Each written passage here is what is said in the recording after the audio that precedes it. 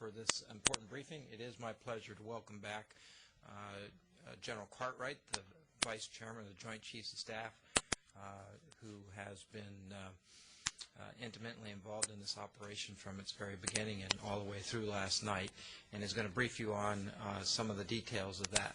So, General, thank you again for joining us.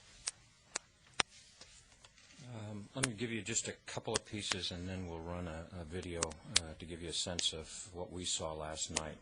At 10:26, the Lake Erie launched a Standard Missile-3 from the Pacific. They were northwest of Hawaii. At 10:50, the Joint Space Operations Center out in Vandenberg confirmed a breakup of the satellite. The intercept occurred at 153 nautical miles above the Earth. And what I'd like to do is run the videos. We have two videos here. The first one is essentially the launch and the flyout. The second one is the intercept. That's the launch.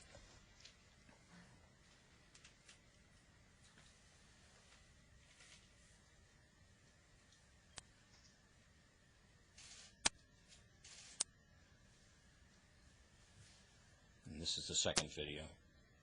That's the satellite.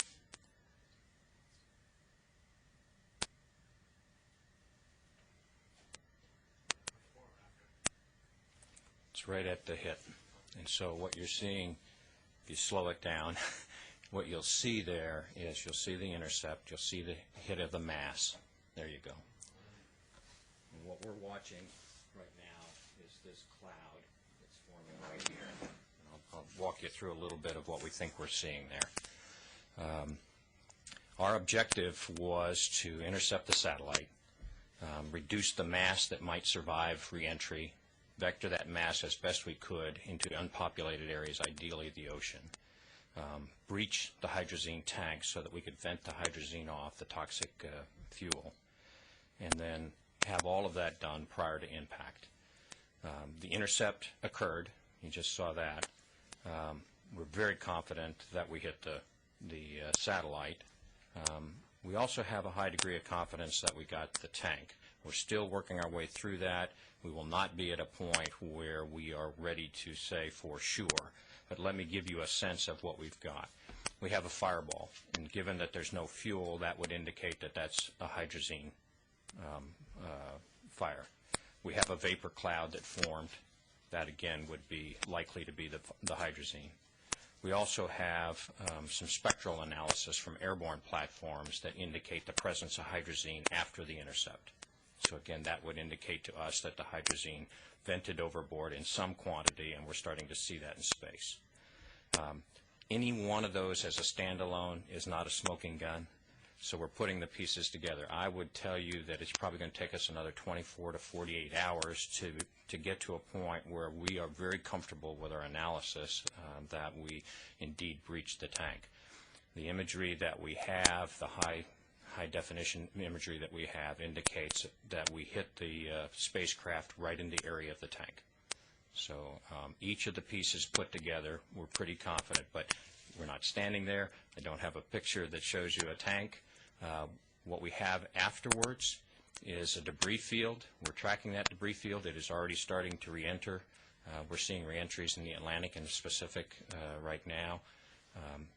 And we'll track that over the next 24 to 48 hours. It generally takes us about a day to 2 days to start to get a good sense of each piece of material that's up there. Thus far, we've seen nothing larger than a football, which tells us that we're in the right area. But again, it's not conclusive because it's going to take us more time to make sure that we've got all of the reporting in, we've been able to correlate the data. Most of what we see in space, we use radar to see. So when you use radar at that kind of distance, you may see an object that appears large, but it could be that it's reflective and not actually large in mass. And so we're trying to work our way through that. And after you see several passes, you'll see a change in angles, and then you'll be able to correlate the data and understand that you either have a large object or you have a small object that's just glinting. And so that's what we're trying to work our way through right now. As I said, we do have some reentries beginning. We expect that that will continue through the day today and into tomorrow.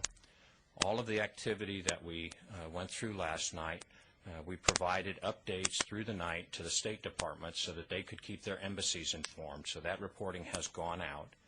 We are standing by for consequence management. We have seen nothing yet in the way of reporting or in the way of reentry that has survived to the Earth. Okay? We have reentry in the atmosphere, but we don't necessarily have anything hitting the Earth. And so those are the key pieces of information that we have this morning. Obviously, as we went through the process last night, from the Secretary taking his brief about 8 hours prior to the shot, General Chilton from Strategic Command recommended